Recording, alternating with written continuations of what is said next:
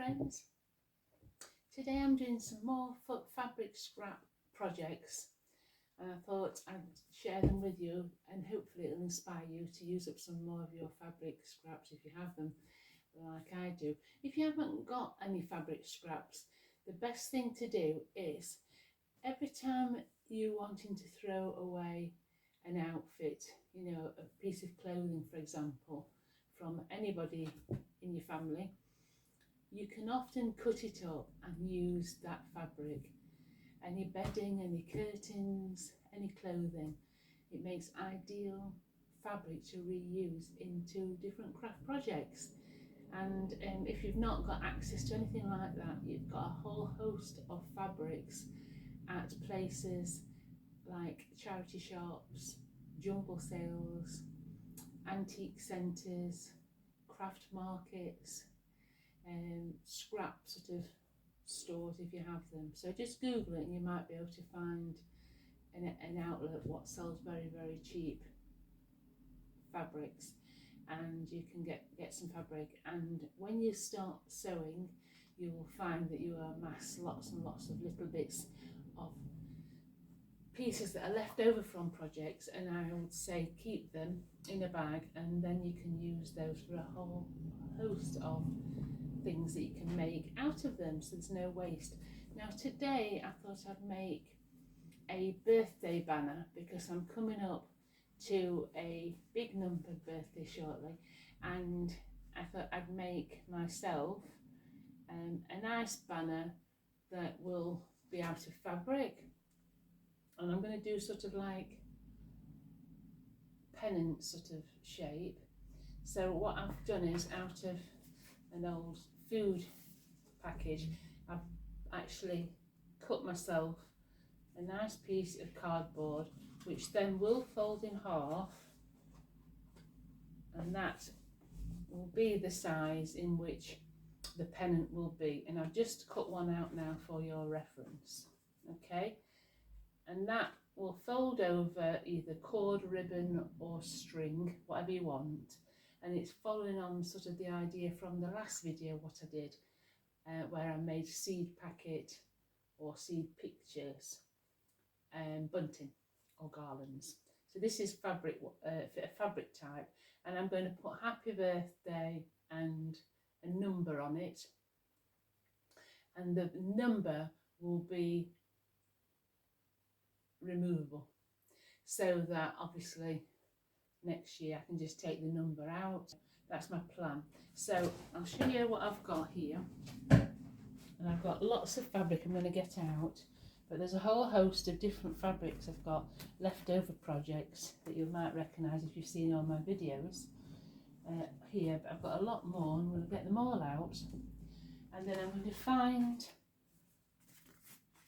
coordinating colours. Now I'll just measure this and give you an idea of how long mine is. So you might want to do it either 12 or 13, you know, but mine's 13 and a half. It's just how I've cut it out randomly. I'll fold it in half, but for cutting purpose you want that amount of one piece of fabric. And then what I need to do is, using some stencils that I have already got, I'm going to draw, not because obviously these will all be in like little bits, but I'm just going to go around the whole of the outline on some more fabric, cut it out, and then applique that onto the fabric base.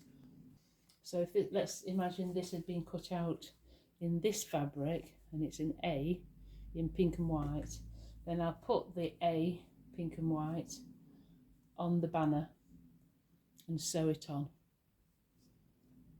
It's very important that you get the width right as well, you see, because I've measured it on the card and that's the width that I'm making, and I kind of want it to sit in equally in the middle, you know, so you see a lot of the background fabric, but also that will pop out of the coordinating fabric. So I'm going to start cutting out lots of these, and to do happy birthday and 2 numbers, work out how many actual pennants you want to fit it on. You can also do a few more and just have them pretty with different designs if you so wish in between or at either end. And then we'll cut as many of those fabric pieces out as we need, and then we'll cut out the letters out of small bits of fabric. So that's a good way of getting rid of fabric which is even smaller. So for example this, that would fit on very nicely and we'll be able to cut that out. You see what I mean? That would be a C, wouldn't it? And then that would go on your other fabric. So yeah, I'm looking forward to this. So I hope you'll enjoy it, and I'll show you each stage and then I'll reveal it at the end. And you know, be mindful and look out for things, don't just throw them away, especially if they're nice fabrics. They can be made into all sorts of things, and hopefully you can check out my other videos for more fabric scrap ideas, and there'll be more to come obviously. Okay, so let's get on with this lovely project. You'll need a sewing machine unless you want to hand sew this. You can also use Bondi web, so you can cut your letter out or a number and then put Bondi web on and iron it on, and that would be very, very nice as well and very easy. So whatever you've got to hand, if you haven't got Bondi web, a sewing machine or hand sewing and appliquing it on will be just as good. Trying to pick colours that kind of blend together. I'm just using one of these rotary cutters. Be very careful with these because they're very sharp. Just making it quite a quick job if you have one. Right then, so I've got 15 coordinating fabrics. So I've got ones that will pull all the colours together. Okay, so this lovely one here has got all sorts of shades of browns and creams, a little bit of pink in them. So that's what I've gone for. And you'll see they'll blend all nicely together. And there's 3 of each, so there's 5 lots of 3 here. So we will make sure that the order is all the same, like that. And hopefully then it'll all look great. Now on to the letters and numbers that will hang on these pennants, if you like. And I've got a great big plastic stencil set, so I'm going to use some scrap paper again and copy out the actual numbers and letters and then cut them out, but obviously I want to make it a solid letter and number. So on a stencil, for example, you get these little bits, don't you? I will just do that, but when I cut it out, be mindful of cutting the whole thing out, so the letter and the number will be one full block, if you like. So we'll get onto that and then we'll work out what fabric we're going to use to stand out to applique these onto. Right, so on cardboard I've got all my letters and numbers now. I'm going to cut them round and I'll be able to put them onto fabric and cut round the fabric. Right, so I cut out all the letters and numbers out of the card, and I've now cut all letters and numbers out of different fabrics. And what I'm going to do, because I've only got this, which is a single-sided interfacing, I think what I might do is iron this onto the back of this, cut it out, and then sew onto the main large pieces, which I'm going to call pennants, even though they won't be that shape, but the actual fabric that hangs down with the letters will be on, and I will sew those onto the machine. But this hopefully will give it some stability and make it a little bit thicker than obviously just sewing it onto the pattern itself. You could actually put this interfacing on this to give the whole thing more stability, but I don't mind that because it's going to be hanging up, so I don't mind if it floats about. So what I've done is, using this interfacing, which you can tell if it's one or two sides, this one's only one-sided, the bumps on this fabric shows where the glue is, and I've only got bumps one side flat on the other. So remember, when it's bumpy, that's where the glue is. It's an iron-on. So what I've done is I have put my little ironing board, and I've put these letters, I've not done them all yet, the wrong side. Okay, the right side facing down, so the wrong side facing up, so it's opposite to what it should be. Then I've put the Bondo web or interfacing with the bobble side down on top of that numbers and letters, then a tea towel on top, and then with the iron, I'm just going to put the iron on and leave it and count to about 15. And don't be ironing like you would an ironing sheet or anything, just leave it in situ and then lift it off. I've not got all of them, I've still got my bead there, I need to do in a minute. That way it'll melt the glue onto the letters and numbers, and it won't drag the letters and numbers underneath, and you can't see it of course, and so you won't end up having them all stuck together, all being well. When I've done that, I will then lift off this cloth, let it all cool down, and this then should be stuck to that interfacing. Then I'll turn it the right way up and I will cut round it, and then each of these letters and numbers will be more thicker, and then we'll have to sew this onto the fabric. If you go out and buy a double-sided interfacing, which is I think called Bondo web, but ask for double-sided glued interfaces that will bond fabric to fabric, if you like, then you won't have to sew it on after. You'll just literally put the interface in between the letter and your base fabric, and then it should stick directly on it, which will be a lot quicker. But I've said before, I've got quite a long way. It's about a 60-mile round trip radius to any town that might sell this, so I'm not really bothered about ordering off the internet. I do like to go to the little sewing shops and support them. When I next go in, I might buy a little bit for future projects. Right, so these are all the letters and the numbers that I've stuck onto this Bondo web, and I'm going to cut them out now carefully. And then what I'm going to do is those pieces that we've cut out to make the pennants with, I will then cut these out and pin them on, and then it's a sewing machine job to actually sew it round, and I'll show you when I get to that stage. Right, so now we're ready. We've got all the little pennants now, as we're calling them, ready, and what I've done is I've ironed them all and folded them in half so they are the exact size I want. Now what you can do, you can put things round the edges if you wish, lace and braiding, whatever you want. You could cut them with pinking shears, or you could turn them under on a sewing machine if you wish. So see what you want to do with the edges. And now I'm going to cut out all these letters, and then when we've got the letters cut out, we can apply them to these pennants and sort them all out. And what I'm going to do is be mindful of the colours and the patterns and see what suits what, if you know what I mean, so it contrasts it as well. Okay, so let's cut these out. Right, I've put them all out, so it says happy 60 birthday, and look, this is jumping out at me. We don't want that, do we?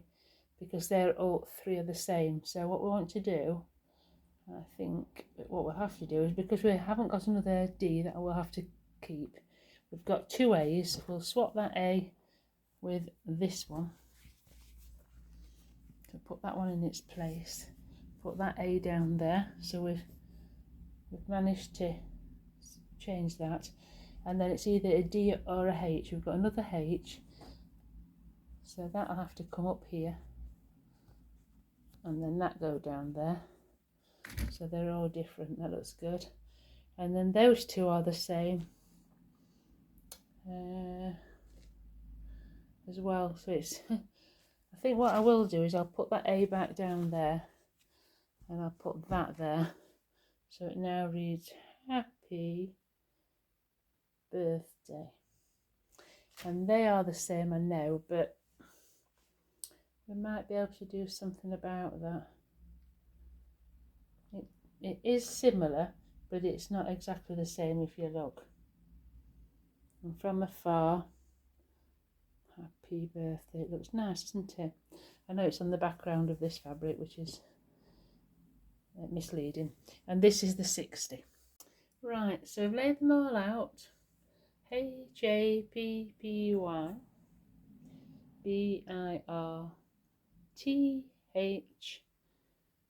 BIRTHDAY. Now these 60. Now these two should have been, that should have been there and then that, but because of the actual contrasting part of the fabric, it should have been that, you see, first there and that there, but that's the same as that, so I've had to swap it round. So the eagle eyes of you will probably say, oh, it's not in the right order at the very end, but that's okay because we've had to do that. Okay, so that is what it's going to be looking like now. So now what we need to do is pin that on and pin it on correctly, evenly, so it all looks the same height. I'll measure it and then I will sew it on, and then we can start putting it on some kind of string or ribbon, and we'll do that in between the two pieces right at the top and maybe sew it down a bit so it doesn't move. It's looking quite nice, isn't it? So I'm using a card strip at the top, putting it at the top of the fabric and then pinning the letter or number underneath on each one to make sure that we're roughly about the same on each one where the letter starts, and then I'm pinning it, and then hopefully it'll all be even when it's hung up, and then the number. Now we're not going to talk about the number, are we? I'd like it to be a 50. Anyway, whatever.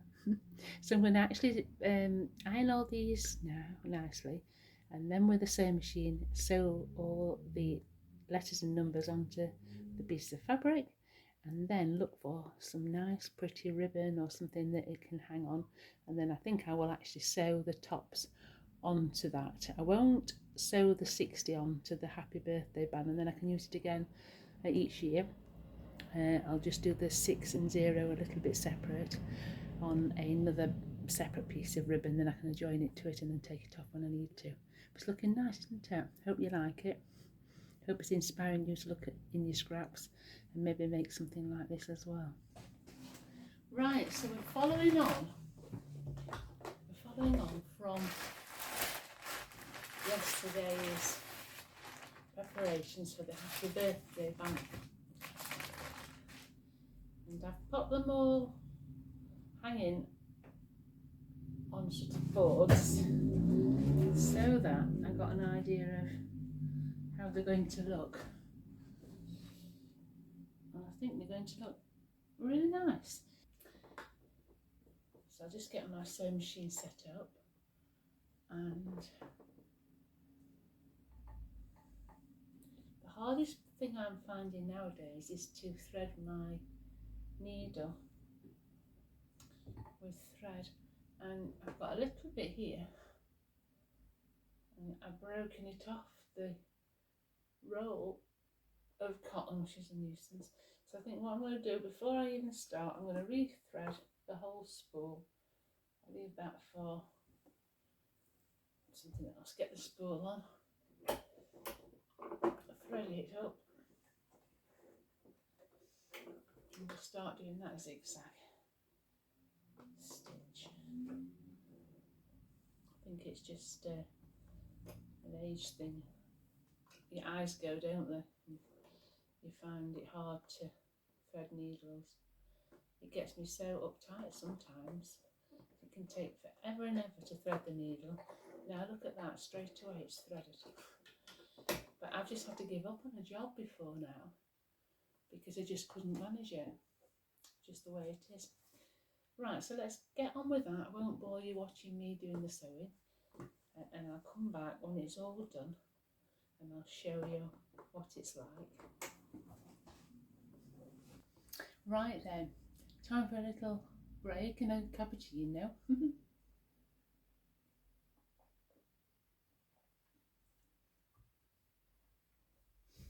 So we have now got to the stage where we've sewn the applique on, like so, and I'm going to give them one more iron so that it's absolutely crease free, and I'm going to crease the top so it folds nice and flat, and then we'll work on what it's going to hang off, a bit of ribbon. But I'm actually thinking I might put some embellishments around the edges as well to make them even more fancy. So I'm going to look in my box and see what I've got, lace or braiding of any type, or tassels, fringes, anything that's to hand, and then I might sew that on as well and make it all even more fancier. Why not? So I'll have a little rummage and I'll show you what I find and see what you think as well. So this you'll have seen before if you watch my other videos, is my little box of embellishments and all nice pretty things. I've got lots of like sort of flowers and bits of fringing, little bits of doilies cut up, little rick-racks and lace. And I haven't got enough to go all around everything, but that doesn't matter. You could use a whole range of different things, so long as each piece of lace or braiding actually fits round one. I think that would be all right. So, you know, it's a good way of using up lots of bits that you've got behind. And if you've got clothes that have got nice bits of lace on them, chop them off, you know, before you get rid of your fabric. You know, use your fabric scraps, cut your fabric up to make fabric panels, and keep all these sort of things, because these are the things that come in handy. So for example, you know, on this I could probably put a bit of lace down both edges and it would look totally different, very vintagey, wouldn't it? Or for example, we've got rick-rack here, so that could go alongside one of, you know, be sewn on the side of that and make it quite pretty. They don't have to match because all these are not matching anyway, so that's the fun of it, I think, really. And you can actually use up what you've got. But what I do think I need to do is make sure, as I said before, that anything that I use that's pretty, look, little bit of heart shape lace, that I've got the sides back and front. And also, because these edges are at the moment raw, it could be a good way of neatening the edges up. And just be that mindful of what you've got. I mean, you could just put it along the bottom. You know, if you've not got a lot, you could just turn the edges of these over and then just put the little tiny bit at the bottom, so it's got a little bit of decoration, and I might do that. And I think what I might do now is just turn these over so that they're nice and neat. I've got quite a lot of this red that I got, the 6 meters it said, but that's, I think that could look quite good. The colour might not go with it, but everything, there's not really a red on it, but it'll be quite nice on the edges. It's quite frame it quite nice, isn't it? All around the edge. I've got this for curtains. That would look quite cool. Look at this one. That's the page, and then if I put that at the bottom, it would go quite nice, wouldn't it? Turn that under both sides and then secure it around the bottom 2 edges. That look quite nice. Right, what I'm going to do actually, I'm going to put right sides together like so. Yeah, because start the stitch leaving it about 1.5 centimetres down from the top fold, and then sew it down each side. Leave this part open, and then we can attach fringe on the bottom, and then we can turn it inside out and iron it, and then that would be concealed and ironed, but would have a little gap when it's turned out to poke the string or the ribbon through. Right, so this is inside out, and like I say, I've left about 1.5 centimetres. It's the width of the sewing machine foot from the top, and just done a straight stitch from top to bottom on both sides. Okay, I'm just going to snip all these cords off first on the inside, and then I'm going to turn this inside out. I'm going to iron it, trim it from the right side as well, so there's no loose pieces of sewn thread, and then we'll iron it, and I'm hoping that will neaten it off and also allow us to put the ribbon in. It's going to make it slightly thinner, but it doesn't matter. It'll be nice and neat then. So that'll be what it'll look like. It's almost like a pocket now you've made. That's all empty, that's all open at the bottom, and you've got these two little gaps that we can thread when we need to through the ribbon. So I'm just going to iron those. I'll do them all, and then I'll iron them and trim them all off, and then we'll get to the next section. Right then, so what I've done is I've just ironed them all now. If I've got enough of this, I think I might just put that on just on one side, because you're only going to be looking at that side. You can be able to see it from the other side anyway. So I think I'm going to do that now. If you haven't got anything like that, you could use ribbon, or you could just turn that under and sew it across. But I've ironed the edges upwards, and I'm going to sew them on top, so then on the other side and this side there'll be no raw edges left, and then we'll thread through the top the ribbon, of course. So I'll show you that when it's done. Right, I'm going to use some lovely rickrack. It's just long enough to make that into the border and to hang it up from. I've measured it out, so there's 5 little sort of squirrels in between each one, so hopefully it'll be even, and I'm going to sew all along the top edge now, all together, and then trim it all down, and I'll show you shortly. Really pleased with this. Hope it's inspiring you to do something similar.